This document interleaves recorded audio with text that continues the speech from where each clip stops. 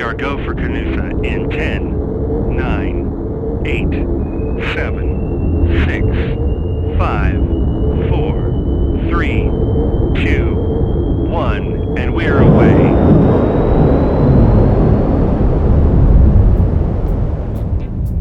Welcome to Canusa Street, a podcast at the intersection of the issues and policies between Canada and the United States. Here are your hosts, Scotty Greenwood and Chris Sands.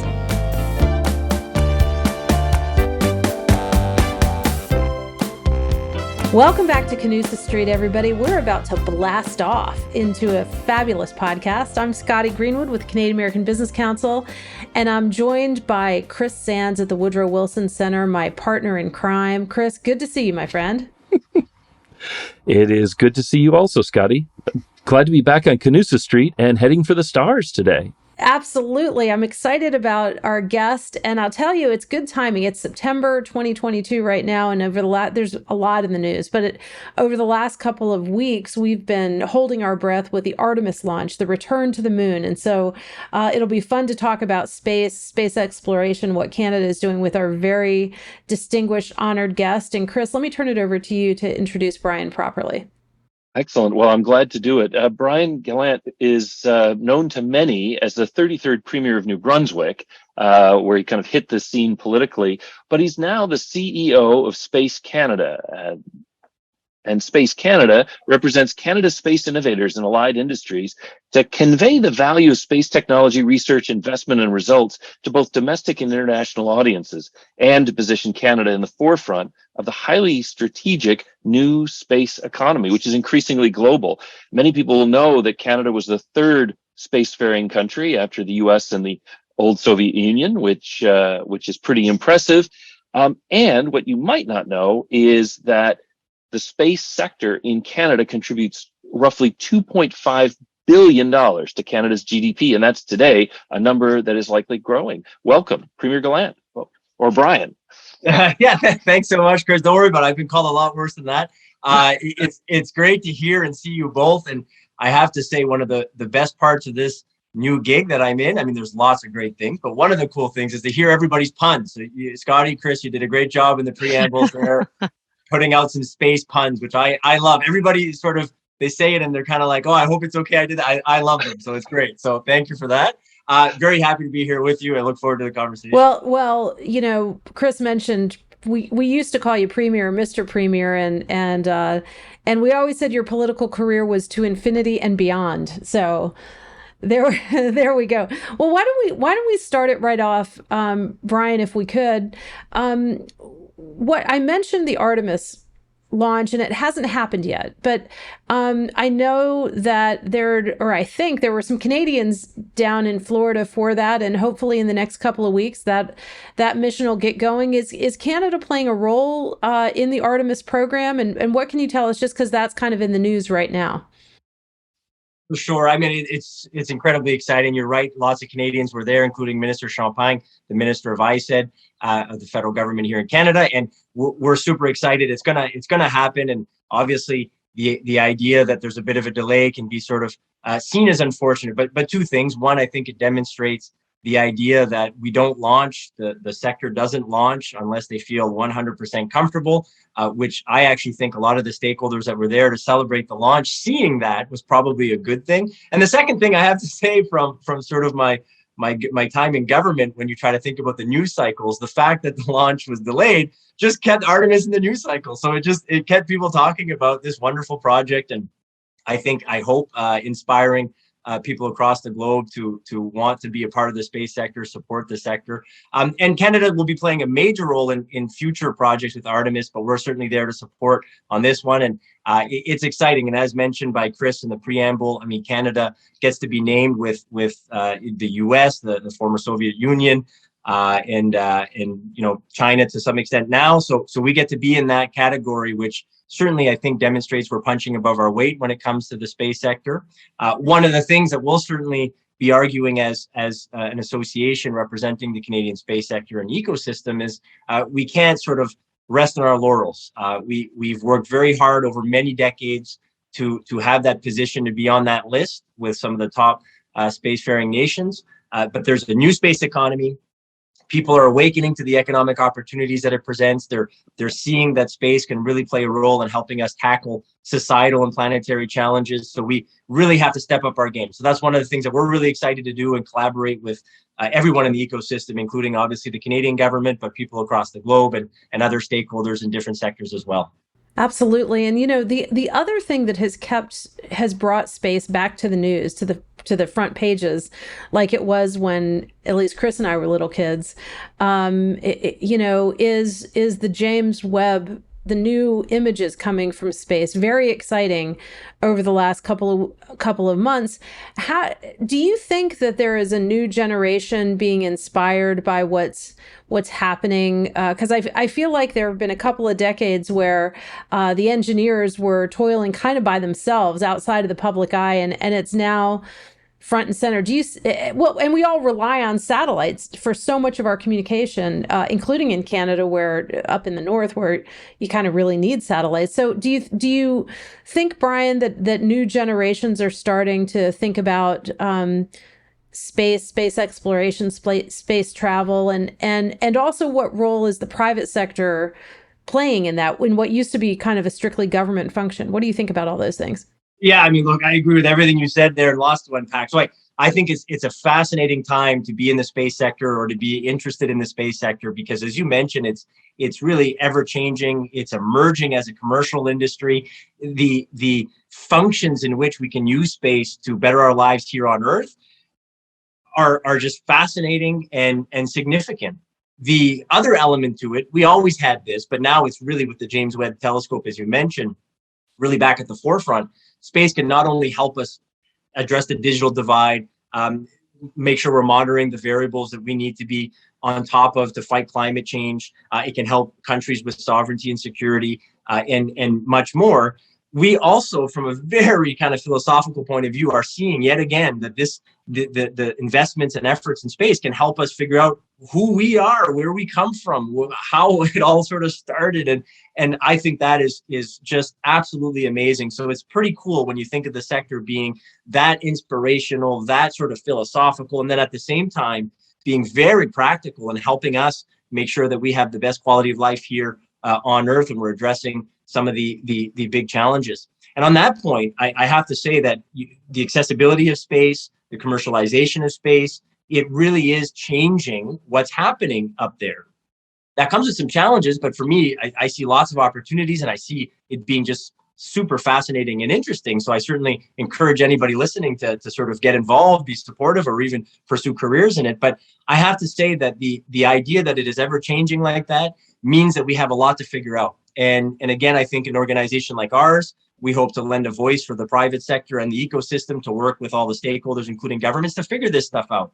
As you mentioned, Scotty, I mean, the idea of what governments did 50, 60 years ago when it came to government programming versus what they can and probably need to be doing now has completely changed. So again, it's exciting. It's obviously something I think that's ripe with opportunity, but it comes with some challenges. So we're excited about all of that. And then the last point, to your overarching question is I really do think and certainly hope that this is inspired. Things like James Webb Telescope is inspiring a new generation to get involved, because we definitely need lots of effort. We need lots of energy going into the space sector, because it can do so much for us and help advance our understanding of the universe, our understanding of ourselves, our planet, and again, tackle planetary societal challenges while reaping hopefully some economic benefits as well. That's just fascinating. And I guess reflecting back on the sort of dawn of the space age back in the late 1960s, what we looked at then were essentially government programs. You had NASA in the United States, the Canadian Space Agency gets created for that. And you sort of had the sense that government was leading the way. What strikes me now, and I do follow the news in this sector, is just how much activity is on the commercial side. And you talked about the commercialization of space. If I could ask you to talk a little bit about this with the particular emphasis on what you just said, which is if you're a young person listening to this podcast and you want to get involved, there are many more opportunities, and not just at NASA and the CSA. But can you talk to that a little bit? Yeah, and let me start with an overarching comment to just enhance my sentiment of what you just said. I think you're right, and what we see is even the functionality of governments trying to advance the space sector in their countries is built on sort of an archaic model, right? Because when federal government here in Canada, for example, is asked about space, everybody kind of thinks of the CSA, the Canadian Space Agency, which they clearly play a pivotal role. But defense here in Canada plays a pivotal role. One could argue that their budgets are sort of matched and maybe even surpassing the CSA in what they do in space. So there are tons of departments that are playing roles, whether it be in investments or policies, and there are departments that will be able to reap the benefits of the functions that we can do within space. So I think that's sort of a clear trend that we see around the world, and all governments are trying to figure that out. I can sympathize with them, right? It's changing before our eyes, so I get that it can be hard to sort of keep pace with a large organization adapting. And yeah, the commercialization of space means that we have, I hope, young people thinking about joining the sector. But before, it was always like, 60 years ago, the idea was like, we just got into space and we just kind of landed. I mean, the huge accomplishment. But now it's going a lot further. And now it's about how can we harness the power of space to have a better understanding of where we come from, who we are, how we can help address challenges that are significant on the planet, and how we can have different functions that improve our everyday lives. And I hope the next generation sees many opportunities that are a lot different than they were before, because those are real, and we need people to be interested. We need people to be engaging and pursuing these careers in our countries, but also around the globe, so we can kind of figure this out. And on that, I have to add, it's fascinating when you think about the challenges that are before us. And let's just take one kind of flashpoint of an indication of how space can play a role. The World Economic Forum came out with their 5 global risks in 2022. And if you looked at the risk, climate change, well, we need space. The World Meteorological Organization says over 50% of the variables that we need to monitor to fight climate change will be done through space. Then the inequality, and within inequality, there was a huge section on the digital divide. As you mentioned earlier, Scotty, we need to have satellites. We need to have the space sector helping us address that and give economic opportunities to rural, remote, and here in Canada, northern communities. We then had geopolitical tensions. And within that, I mean, there's the idea of monitoring when there are conflicts happening, which we'll do through space. There's cybersecurity, which is very intertwined with space. And then one of the top 5 risks was space traffic, space debris. I was just going to ask you about that. Yeah. Right. Yeah. So it just demonstrates to me, and this is when I was starting this new role, I was obviously super pumped for so many reasons. And then I saw this report come out, and one could obviously be a little depressed when they see the challenges, but I kind of put on the flip side and said, hey, that means that I'm involved in a sector that can really play a role. And I'll do what I can to play my little role to help those that are trying to figure out these major challenges that were just listed off by this organization. I want to follow up on that, because now I feel like I may have changed the government role here, and I want to make sure we understand that.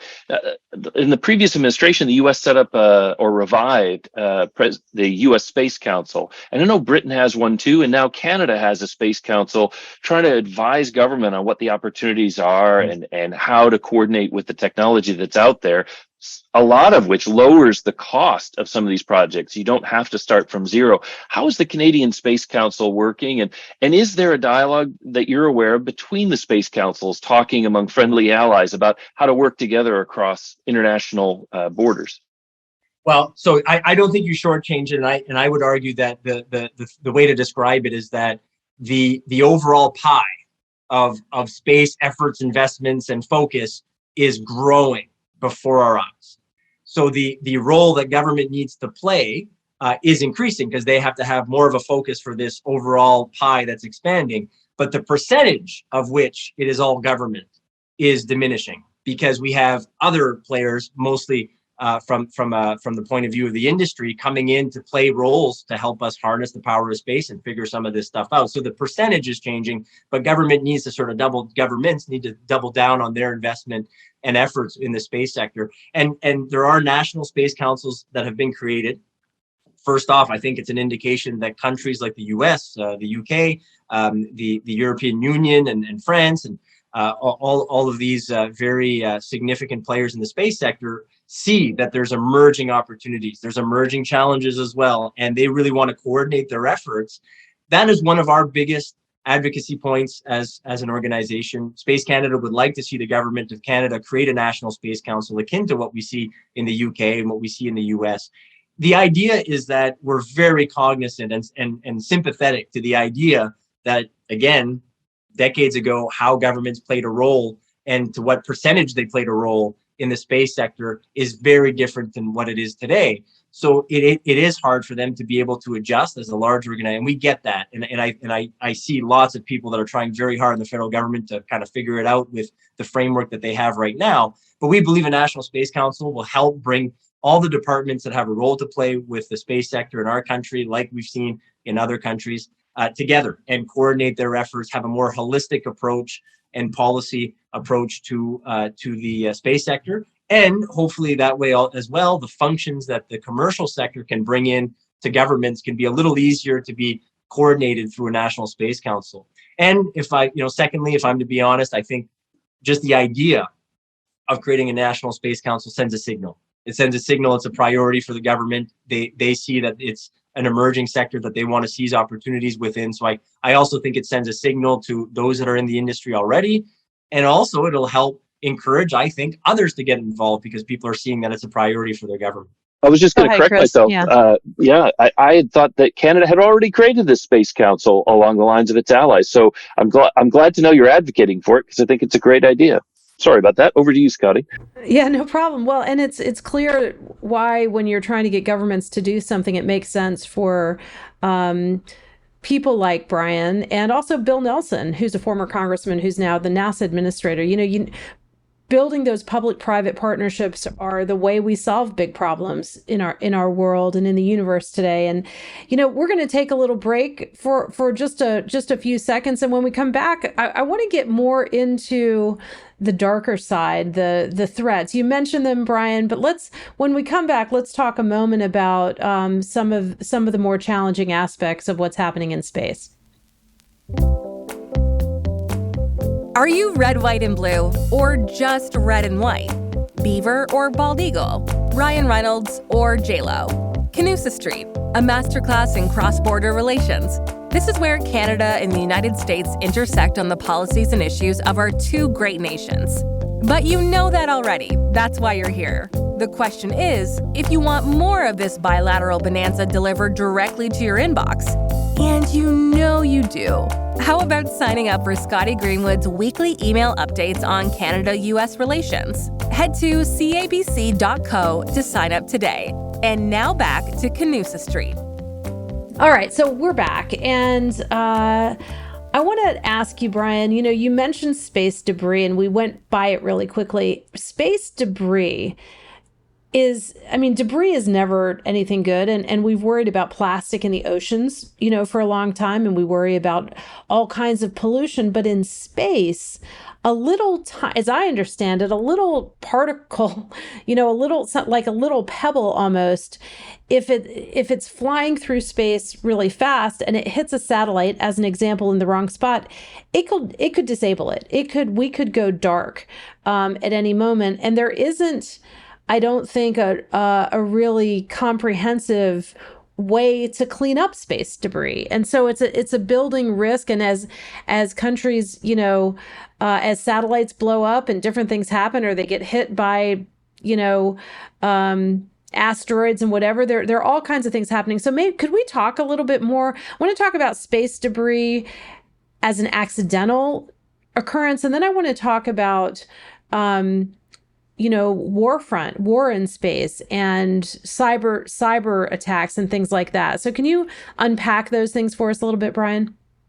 Yes, for sure. So first off, repeating ourselves from the first segment, but the World Economic Forum has listed space debris and traffic as one of the top 5 global risks for 2022. So it's obviously real and something we have to think about. And to those listening that are trying to wrap their heads around this, it's sort of the idea that we just invented the airplane or we just invented the car and we have no sort of rules for traffic. We have no rules or not enough rules in place as well, to be able to sort of clean up anything that may be out there. And to your point, Scotty, there's not a very comprehensive way to do it. Some are exploring how to be able to sort of clean up sort of debris from satellites and things of that nature. And North Star Earth and Space, which is a founding member of Space Canada, is playing a role in trying to help countries be able to monitor this for all the reasons we just described. And the idea is that if we don't figure this out pretty quickly, we're going to have some challenges, from economic challenges, but also it may thwart our ability to be able to explore in the future.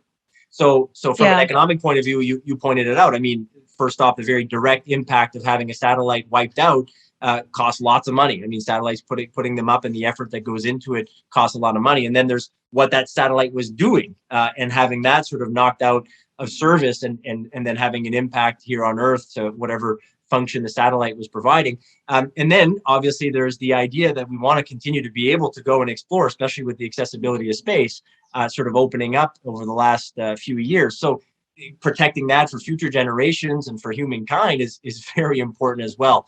And it's one of those things, I mean, I've thought about it. I try to wrap my head around these types of large and important conversations. And I think we've seen this before. I mean, humankind invents something super powerful, and then it goes for a little while, and all of a sudden they start to see, well, there's some unintended consequences that maybe aren't that positive.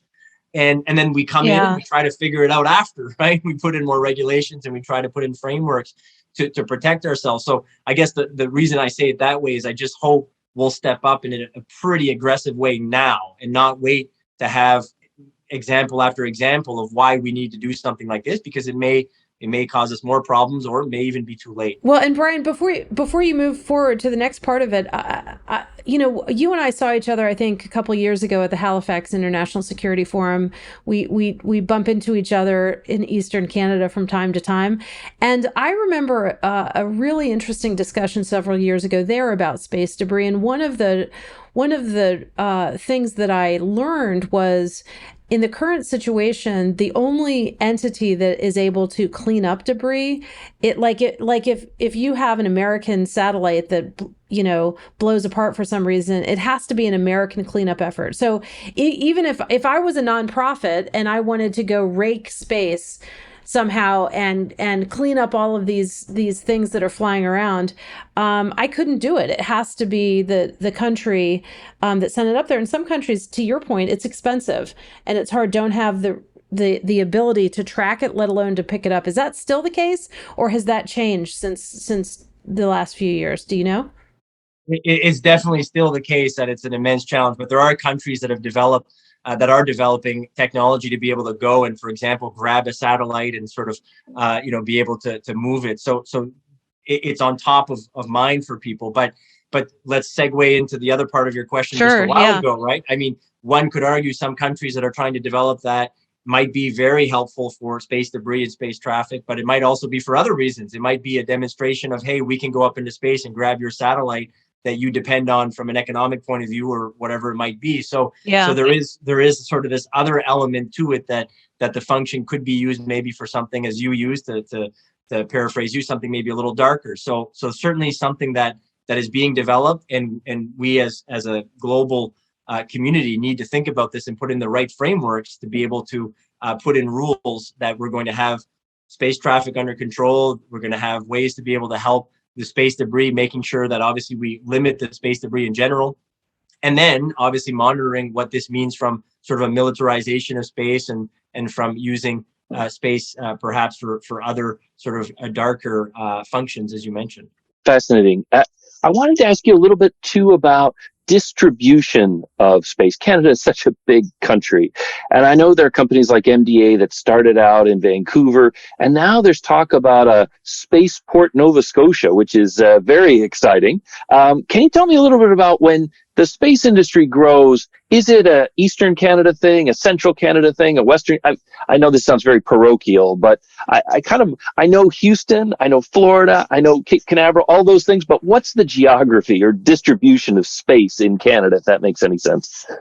For sure. So, I mean, you have a very significant piece of activity in the space sector happening in sort of the places that people from outside the country would guess, in Ottawa, in Montreal, in Vancouver, Toronto. But I can tell you that there are people doing fascinating things, important work in the space sector across the country, in all provinces. And in fact, we have members and we have associates that are representing all regions of the country and doing, I think, things that need to be happening for the space sector and also for the country and globe. So it really is one of these types of sectors now that can be done anywhere. And really there are opportunities all over the place for people to step up and be a part of this. Whereas, again, kind of repeating ourselves, but decades ago, that wasn't necessarily the case. On top of that, as you mentioned, Maritime Launch Services out of Nova Scotia is looking to build launch capabilities for the commercial sector. I mean, you mentioned this, Chris, in your preamble. The Canadian space sector is significant. It's impressive, contributes $2.5 billion to the country's economy yearly, but it's missing domestic commercial space launch capabilities. So Maritime Launch Services, which you mentioned, is going to provide a commercial launch option in Canada, and this will help the sector become truly end-to-end with its capabilities, which will help us seize economic opportunities that the sector represents in the country.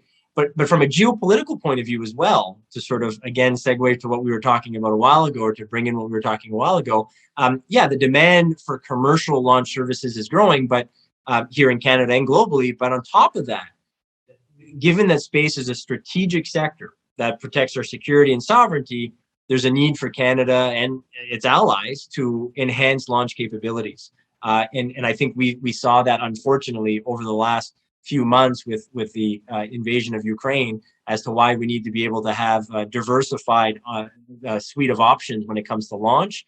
And again, sidetrack a little bit, but we also saw why space can be important to be able to track what was happening. Absolutely. Now, I can't help, when I think of Canada in space, I think of the Canadarm, nicely branded and on the old space shuttle program, and I think still in use. But I guess I was wondering if you might be willing to brag on Canada a little bit.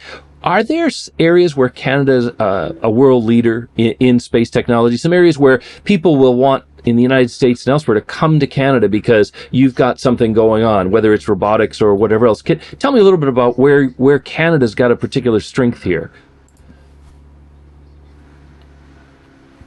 Well, let me start off with Canadarm. MDA here in Canada played an immense role in obviously one of, I think, humankind's major accomplishments. And Canadians will sort of jokingly say, and sometimes there's a grain of truth of a joke, that through the Canadarm we built the International Space Station, right? So we're very proud, and Canadians are very proud of Canadarm, and they definitely should be.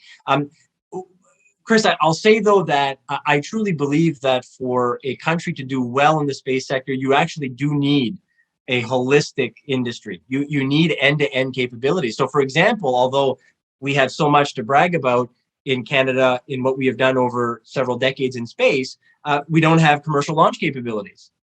So one could say, oh, well, let's not focus on that, but we do need that. And again, we need it for commercial purposes, for sovereignty and security as well. So Maritime Launch Services, that's super important. Even if we're not sort of seen as world leaders in that space right now, we still need that to be able to be, we think, the impressive space sector that we can become and continue to be.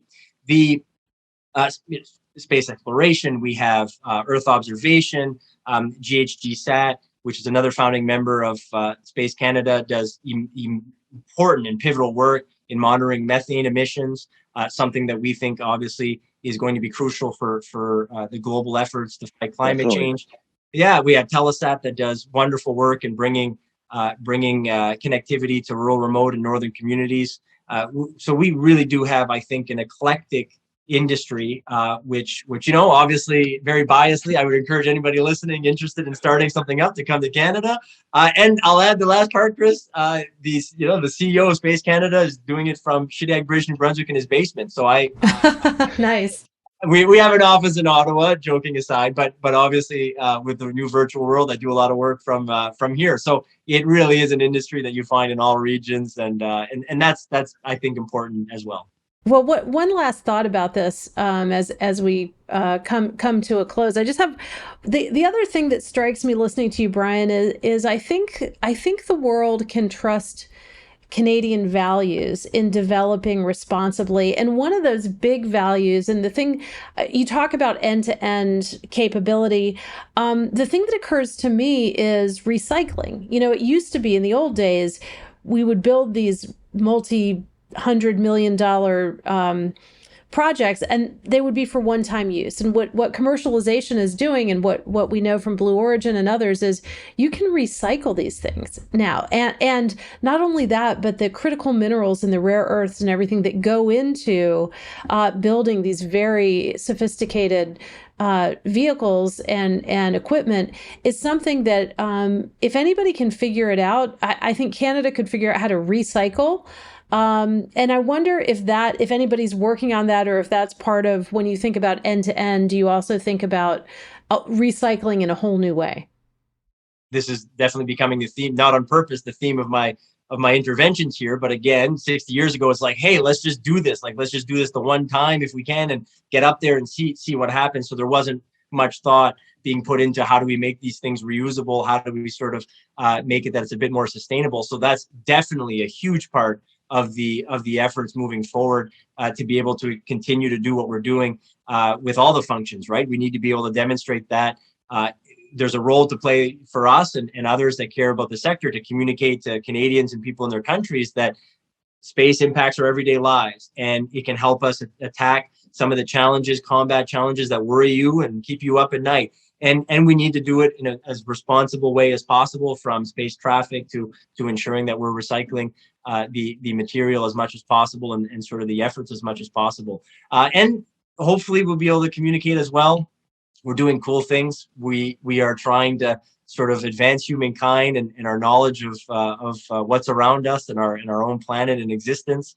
So hopefully that also inspires and aspires people to get involved. It's one of those things that I love, right? Because it's so practical. It has such a clear impact on our lives. And then at the same time, it's so kind of macro and philosophical. So it's a pretty cool sector when you think about it. Not a lot could be able to say that they have sort of both those the way that the space sector does.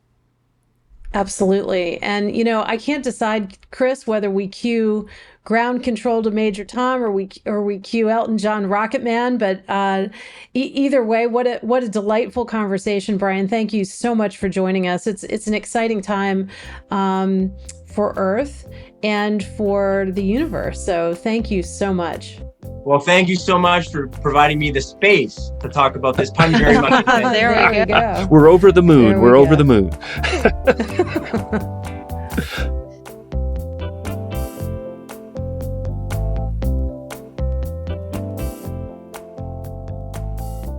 Well, what an interesting conversation, and I'm glad we ended when we did, Chris, because the space puns were getting pretty thick there.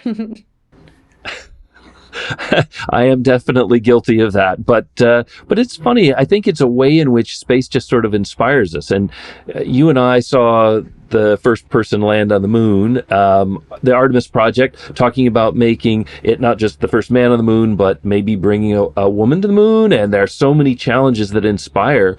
I think it's really great for Canusa Street to have that sort of window on the future, and look up and see what's going on in space, and to think that Canada-U.S. relations have a place in that, and our partnership has a place, above near-Earth orbit. That's an exciting thing. Well, yeah, and you think about, one of the things that it occurs to me is maybe we should do an episode on NORAD, which is the help me out here, the North American. What are the letters? NORAD.